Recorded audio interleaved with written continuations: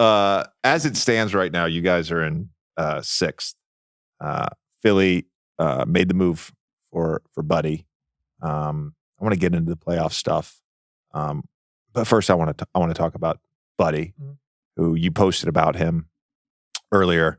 Been with him your whole career, and he's an interesting cat. Yeah, he's an interesting cat. He really is. Very.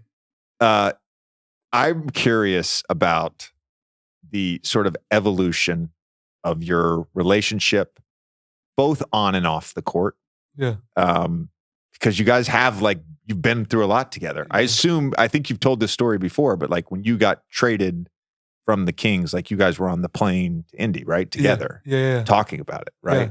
So I'm curious about just the evolution of this relationship over the last 4 years. Well, who Buddy is as a person, I've always loved who he is as a person. He's got nonstop energy, he's funny, all those stuff, right?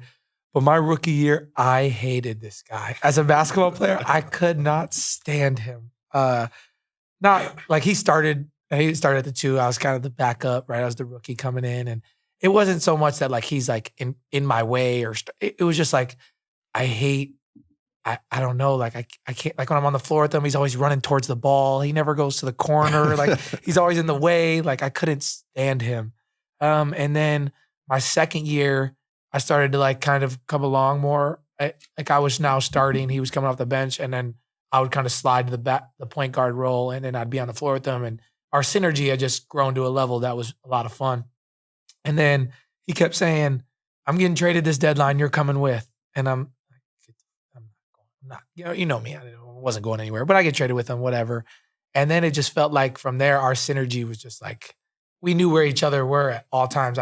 I knew you were going to ask this question, so I remembered the story today. We were playing Minnesota at home. I think I had 20 and 15. He might have had I don't remember what he had, but there's just so many possessions where he passes the ball to me, he runs and sets a blur screen. Go screen, yeah. A go screen. I come off, it's not there. I throw it back. I go screen. Then he gives back. And I remember Torian Prince, he's on the bench, and he's like, "Y'all do know there's 3 other players on the court." We were passing each other. That's just how it was when we first got there. And I think a lot of our offensive identity is formed around me and him.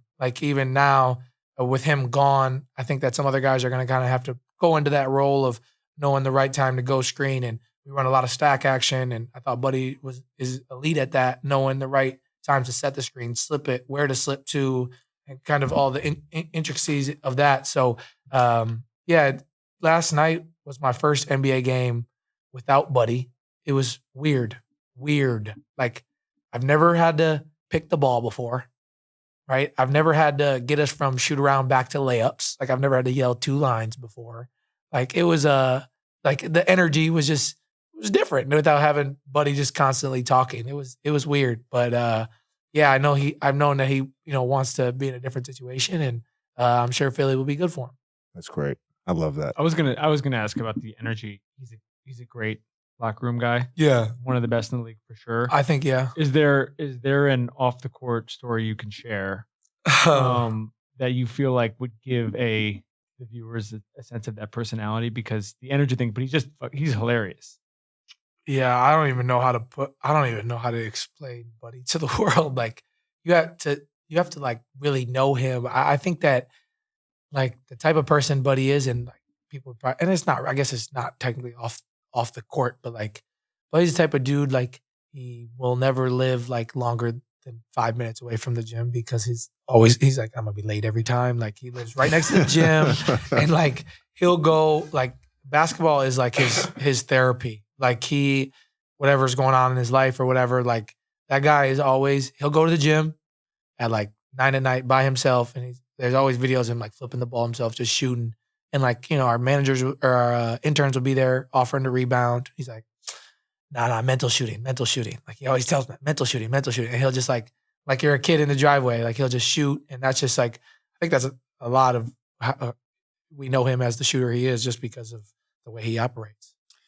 Real quick, I have had a few interactions with Buddy, but there was one night in the bubble where a few of us were playing billiards, pool. Okay. And Buddy came in there, and I don't think Buddy knew any of us.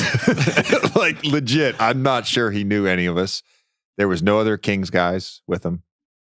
And he just kind of like joined the group and then talked for like 2 hours. Right. And I was like, oh, this dude's different, man. When people say that stuff like that, he's like, yeah, I'm Buddy. I'm Buddy. I'm everybody's buddy. Yeah.